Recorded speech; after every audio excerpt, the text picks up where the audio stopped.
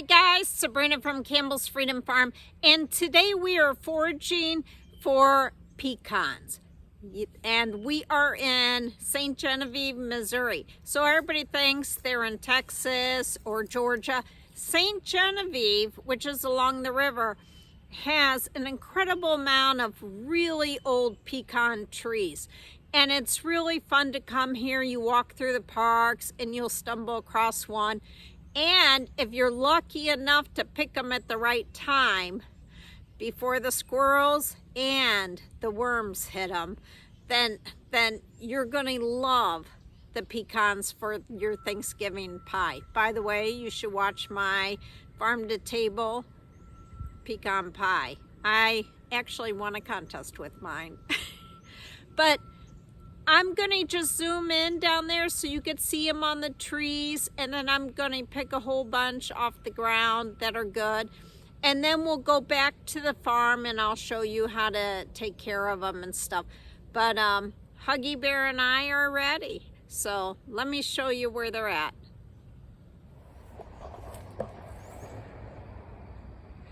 All right, let me show you where they are. These haven't fallen yet.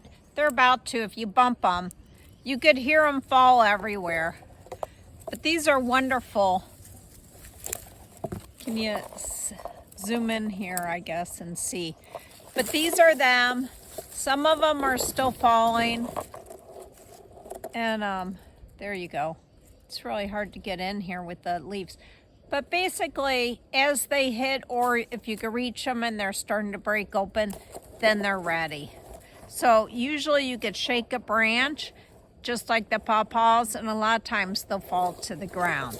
So let me pick some up and I'll take them back home and show you how to take care of them. Hey, a quick hint. Now, these are massive trees and their branches do swoop down, but it's easier to take a stick if you can't reach them to pull them and knock them down. And usually if they don't fall, they're not ready. All right, we're back now, and I have to say that was such a windy trip. I think my hair will never be the same. But now let's talk about taking care of these pecans. After you pick them, you need to husk them. So what does that mean? It's a 4-part shell, and it's called a husk. And you need to take it off immediately, because what happens is once it's picked or it falls, it'll start rotting. And this is the time that you're really prone to fungal and bacterial and everything else. So you want to peel these. Now, a lot of them were not open. Now, it could be like this one. It just wasn't ripe. But you could still peel it and maybe it'll finish ripening. I don't know if it'll be any good. But the rest of them might have an insect. And I'm going to attach some pictures of some insects. It's the tiniest hole, and you just look for it. And inside will be several insects in there. And what happens is the pecan will just really close up tight, trying to protect the nut. But they get in. I mean, and if they don't get it, the ducks, the birds, everybody loves the pecans. So the most important thing is to take that husk, and then I'm going to talk about drying. Now, what are you going to do with this husk? I keep it this year. Well, I've always kept it, but I read an article that you could smoke meats and fish and everything else with this. You know, a lot of people use like cherry wood, but they said these are good, so I'm gonna try it. So, but that also has to dry. Now, a lot of them that hit the ground, are they still good? Yeah. I mean, it's easier if they fall to the ground first. You know what I mean? Instead of taking a big pole and trying to knock them out. So, all right. So after they're done, how do you dry them? Because it takes about 2 weeks. we don't keep them in a plastic bag, that's for sure.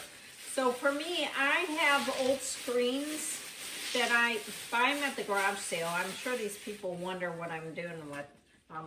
But you get dry herbs and pecans and stuff. What happens is they need to air in a dry, heated, you know, place. Some people say cool, but I say heated because it dries faster. You don't want any humidity. So I use baskets because there's holes and some people put fans on these. I don't think that helps me, but I go in every day and I just shake them. And if I don't have enough baskets, I just use boxes, but I make it single layer. And the same thing, I just flip it. So there's also, I stopped at a park on the way. It was like a rest stop. And there were persimmon trees everywhere. And this is a great time to also pick those. And just make sure they're soft. Don't eat them if they're firm, because that will be an experience that you'll never get over. But I think one of the presidents said something about that.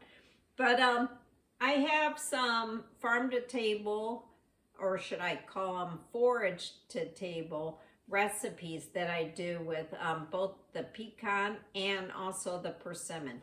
But when I stopped at this rest stop and park, then I went to this park to say hi to some people, and they gave me some bread, persimmon bread. I've never had that. It was the ranger's wife. Oh my gosh, that was the best bread I've ever had. So I asked if she would come on here and make it, but let's see. Okay, after these dry, how do you know they're dry? You have to open one up, and I use just these. Some people just use a hammer, and I got to come up so you can see. It has to have the snap test. If it's not ready, I should almost open one of those. It'll be bendy. This is an old one from last year, so it's probably not even good. But did you hear it snap? And it's still good. Once it has a snap and it's not bendy anymore, it's done. Now, the best way to store these is in a freezer. So those people with the big deep freezes or refrigerators, it's good to put it in there. You could have a year. I've had a year. And actually those were out of a freezer. And otherwise, put them in a really cool place, and like a basement floor. I store a lot of food in there. And otherwise, it's not going to last. And you want to get through at least January with these. But now, the less, well, it's very important, but not as important. Saint Genevieve is a French settlement. I think it's the oldest on the west side of the Mississippi, and it's one of those places I love to go.